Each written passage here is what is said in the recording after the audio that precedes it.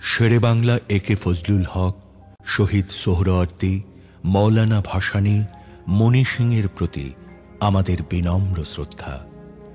আমরা গভীর শ্রদ্ধা জানাই হাজার বছরের শ্রেষ্ঠ বাঙালি জাতির পিতা বঙ্গবন্ধু শেখ মুজিবুর রহমানকে। আমরা শ্রদ্ধা জানাই প্রবাসী সরকারের প্রধানমন্ত্রী তাজউদ্দিন আহমদকে। আমরা শ্রদ্ধা জানাই ৭১ পূর্ব ছাত্র নেতাদের, যারা ৫২, ৬২, ৬৬, ৬৯ গণ আন্দোলনের সৃষ্টি করে বাঙালি জাতির স্বাধীনতা ও মুক্তির সংগ্রামে বঙ্গবন্ধুর পাশে ছিলেন। আমাদের বিনম্র শ্রদ্ধা রইল ৩০ লাখ শহীদ ও ৫ লক্ষ নির্যাতিত মা বোনের প্রতি। আমরা শ্রদ্ধা জানাই বীর মুক্তিযোদ্ধাদের, যারা স্বাধীন বাংলাদেশ সৃষ্টি করতে শহীদ হয়েছেন। আমরা শ্রদ্ধা জানাই লক্ষ লক্ষ মুক্তিযোদ্ধাকে, যাদের বীরত্বের কারণে আমরা স্বাধীন বাংলাদেশ সৃষ্টি করতে পেরেছি।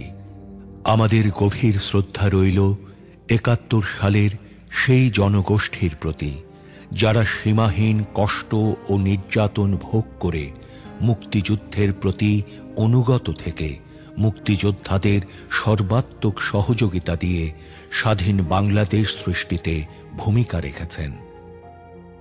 এদের সবার কাছে আমরা ঋণী।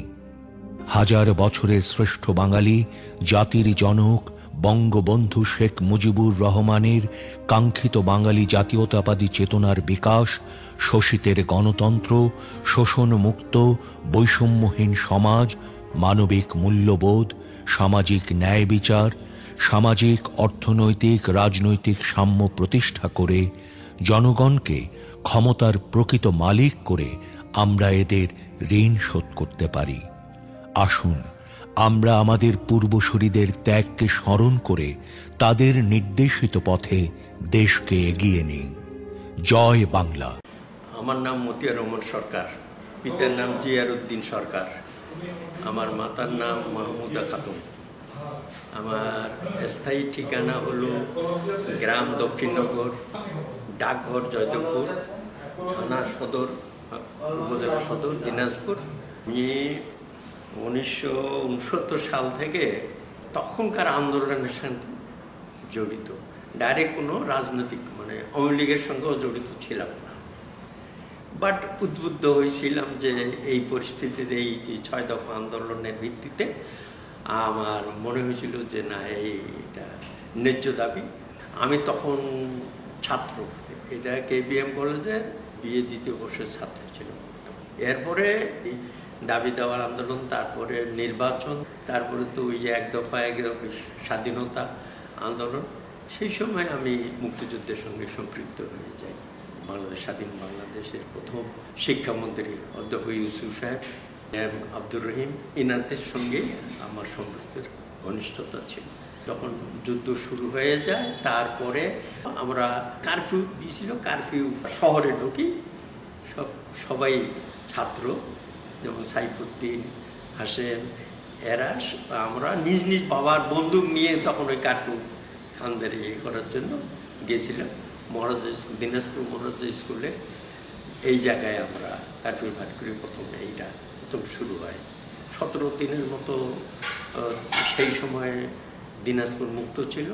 তারপরে আবার খানেরা পুনরায় সৈয়দপুর ক্যান্টনমেন্ট থেকে তারা আবার 2 দিক থেকে আক্রমণ করে।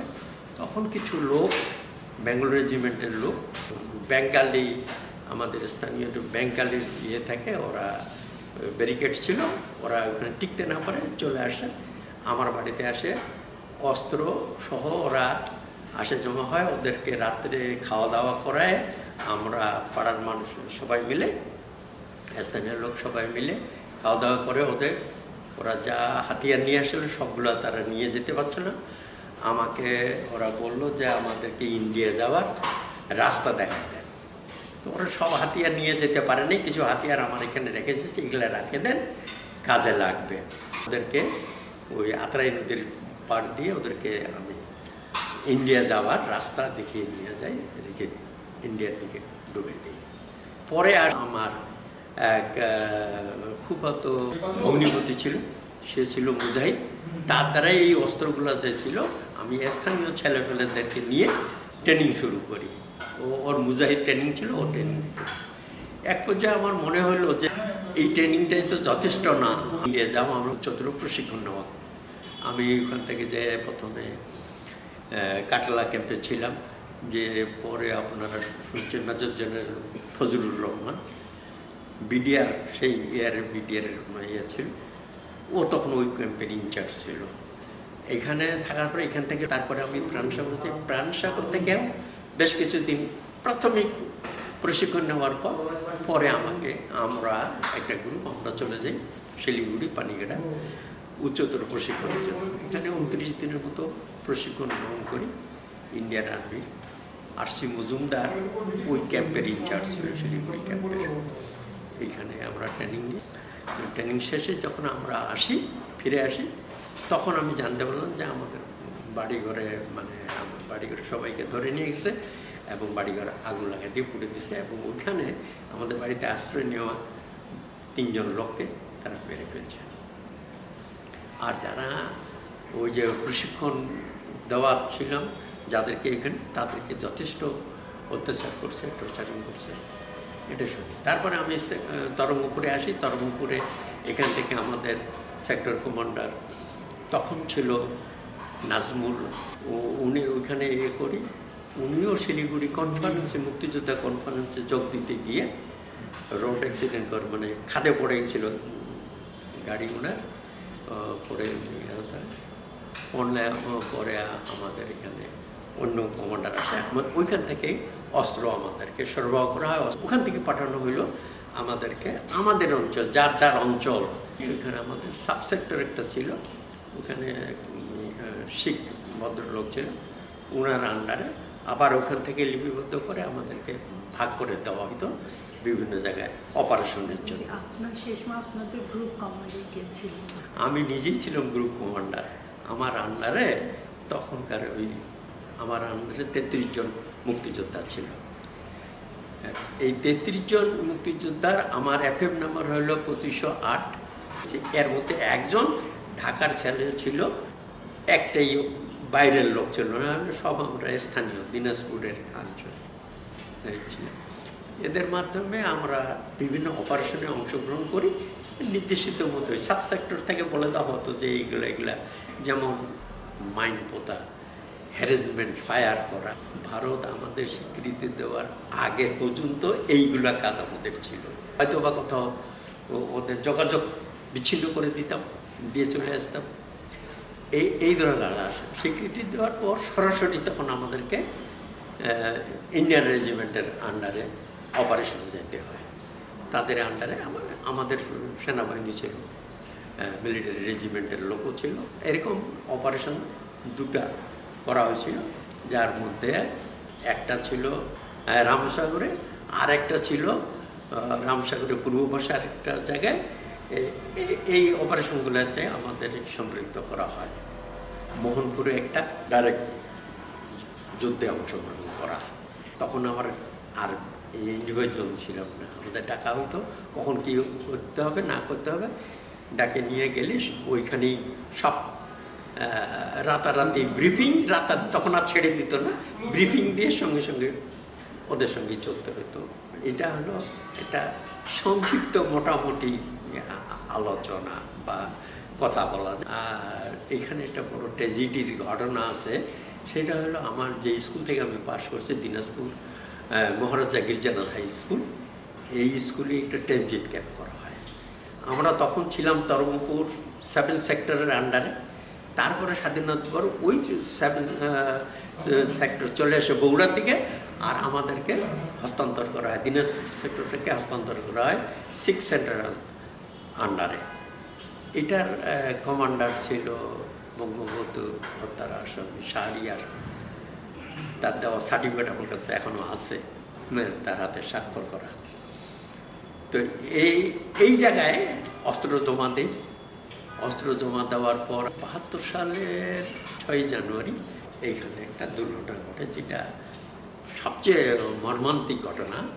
সেটা হলো যে এইখানে ওই যে খানদের ফেলে যাওয়া মাইন, ল্যান্ড মাইন, এক্সপ্লোসিভ, এগুলো আমরা সংগ্রহ করতেছিলাম, আমি জমা করতেছিলাম এই ট্রানজিট ক্যাম্পে।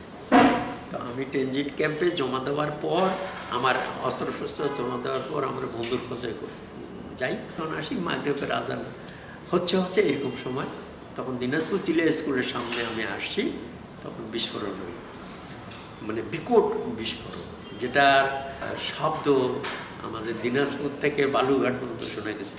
পশ্চিমে কালিয়াগঞ্জ, দিনাজপুর পশ্চিম বাংলার কালিয়াগঞ্জ পর্যন্ত এর শব্দ শোনা গেছে। এখানে মুক্তিযোদ্ধারা আসছে, অস্ত্র জমা দিছে, কেউ থেকে গেছে, যারা স্থানীয় তারা চলে গেছে। যেমন আমি অস্ত্র জমা দেওয়ার পর বাড়িতে গেছি, আমার সঙ্গে লোকজন গেছে, আমার ঘনিষ্ঠ বন্ধুবান্ধব সবাই যেতে পারেন, এর মধ্যে দুজন ঘনিষ্ঠ, আর বেশিরভাগ ছিল ঠাকুরগাঁর অঞ্চলের লোক, যে 6 সেক্টরের লোক এরা ছিল এখানে। এইটা 6 সেক্টরের ট্রানজিট। এটা এখানে অনুমান করা হয়, আমি এটা নিয়ে মানে বিভিন্ন জায়গায় খোঁজ নিয়ে দেখেছি এখানে কত লোক মারা গেছে, কিন্তু সঠিক তথ্যটা পাইনি। তখন ওইখানে আব্দুর রহিম এমপি সাহেবের উদ্যোগে এটা মাইল ফলক হয়, কিছু লোকের নাম যতগুলো পাওয়া গেছে আমরা ওটা সংগ্রহ করি, ওটা আজও আছে ওখানে, হ্যাঁ, সংগ্রহ করা আছে মাইল ফলক হিসাবে। আমার ঘনিষ্ঠ দুজন বন্ধু মারা গেছে এখানে। সেগুলা হলো একজন রিয়াজুল ইসলাম, দক্ষিণ কোতোয়ালিতে বাড়ি, এক বাপের এক ছেলে, তার 3 বোন ছিল। আর আমার গ্রামের থেকে দক্ষিণ দিকে 2 গ্রামের মধ্যে যদুপুরে আরেকজন মারা গেছে, আইয়ুব আলী।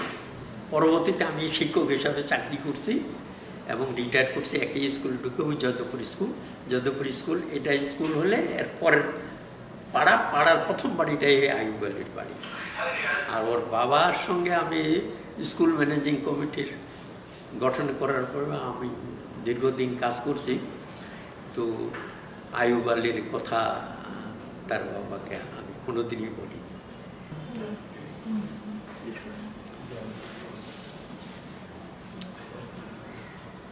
বর্তমান বাংলাদেশ নিয়ে আপনি কি বলবেন? স্বাধীন সার্বভৌম বাংলাদেশের যে আমাদের প্রত্যাশা ছিল, মুক্তিযোদ্ধার প্রত্যাশা, সেটা আমরা দেখিনি, সেটা আমরা পাইনি। স্বাধীন সার্বভৌম দেশে যা হওয়া উচিত ছিল, যা আমাদের প্রত্যাশা ছিল, সেগুলা পরবর্তীতে আমরা আর পাইনি। তখন তো আমরা ছাত্র, যার জায়গায় ফিরে গেছি অস্ত্র জমা দেওয়ার পর, যার কাজ করেছি, কিন্তু প্রত্যাশিত জায়গাটা দেশের মানুষ, রাজনীতিবিদরা এটাকে অন্যভাবে হ্যান্ডেল করছে বা অন্যভাবে পরিচালনা করছে, যা মুক্তিযুদ্ধের চেতনার সপক্ষে যায়নি। আমি আমার মতো এটুকু বলতেছি। কেন যায়নি? আমরা তো সর্বপ্রথম যদি বলি গণতন্ত্র, সেই গণতন্ত্র থাকেনি। পরবর্তীতে মুক্তিযুদ্ধের চেতনা, মুক্তিযুদ্ধের ইতিহাসটাকে বিকৃত করা এ পর্যন্ত হয়ে আসছে। কি করে? প্রকৃত মুক্তিযোদ্ধা যখন আমরা অস্ত্র জমা দিলাম, ভারতের তালিকায় আছি, ঠিক আছে, সেটা তো ভারতীয়দের ব্যাপার। তা আমরা যখন অস্ত্র জমা দিলাম, আমাদের তালিকা করা উচিত ছিল, আমাদের সেক্টর ভাগ ছিল, সেক্টর কমান্ডার ছিল, আমাদের কমান্ডিং অফিসারের মাধ্যমে একটা নিয়মের ভিতরে আমরা ছিলাম। তো সেখানে নাম ধাম, কে মুক্তিযোদ্ধা নেই। আর যে প্রশ্নটা, এমনকি আমরা সাধারণ মানুষের কাছে দুঃখের বিষয়ে বলতে হয়, কথা প্রসঙ্গে আসে, আমার বড় ছেলে যখন রাজশাহী ইউনিভার্সিটিতে ভর্তির জন্য ফর্ম পূরণ করে, তখন আমি টিচার, আমি রাজশাহী বোর্ডের খাতা দেখতেছি। তো আমার ছেলে আসে বলল, আব্বু আমি কি ফর্মের এই জায়গায় টিক চিহ্ন দেব?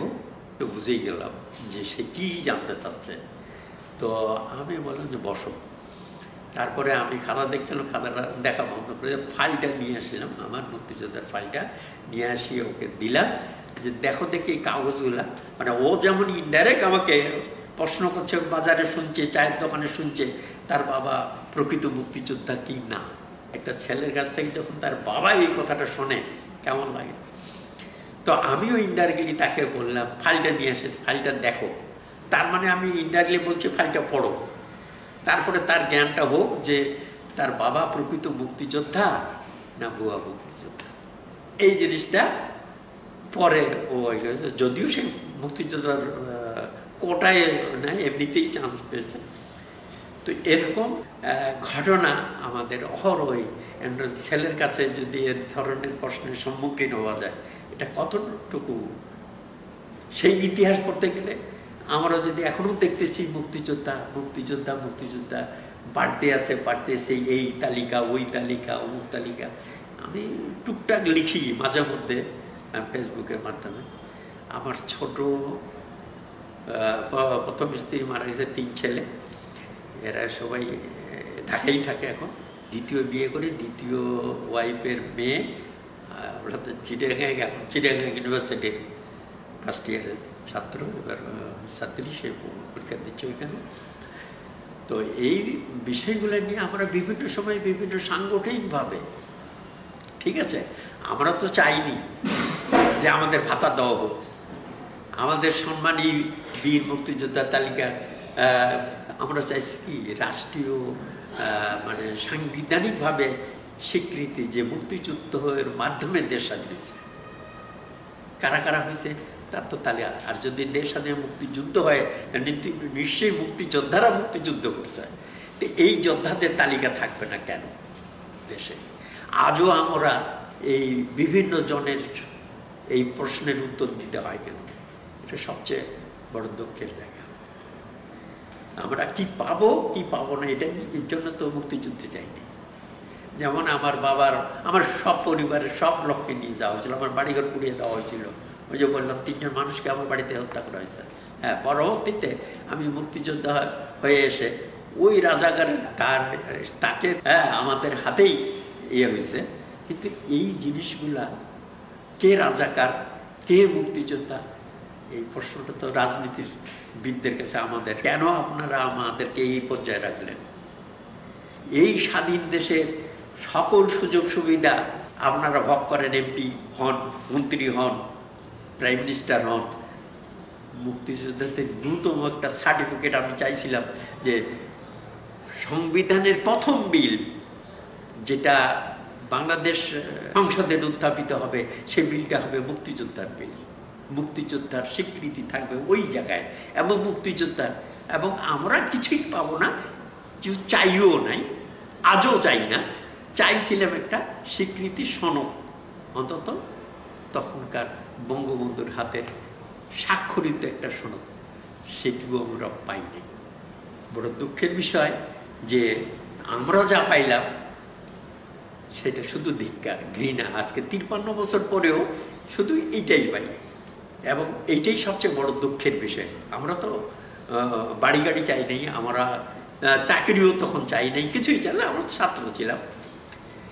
আরও আমাদের চেয়ে যারা ছাত্র বা আছে, যারা সাধারণ মানুষ, খেটে খাওয়া মানুষ, লুঙ্গি পরে, গামছা পরে, হ্যাঁ, মালকোজা পরে আমাদের সঙ্গে ঘুরছে, আমরা তো তাদেরকে দেখছি। ওই যে বললাম, হ্যাঁ হ্যাঁ, ঢাকার এক ছেলে আমার সঙ্গে এখানে, কি তার স্পিরিট, আজকেও এই কথাটা মনে পড়ে।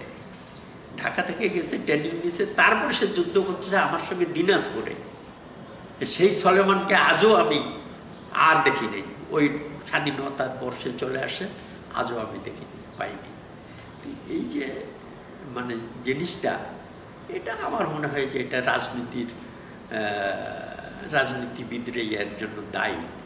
এই অবস্থা একটা বারবার স্বাধীনতা, আজকে এই যে এখন যে সাক্ষাৎকার দেওয়ার সময় আমরা যে সরকারের আন্ডারে, মানে যে উপদেষ্টা পরিষদের মাধ্যমে সরকার পরিচালিত হচ্ছে, সেই সরকারে যে এরা ছাত্র আন্দোলন হলো, এরা স্বাধীনতা বলছে এটা দ্বিতীয় স্বাধীনতা।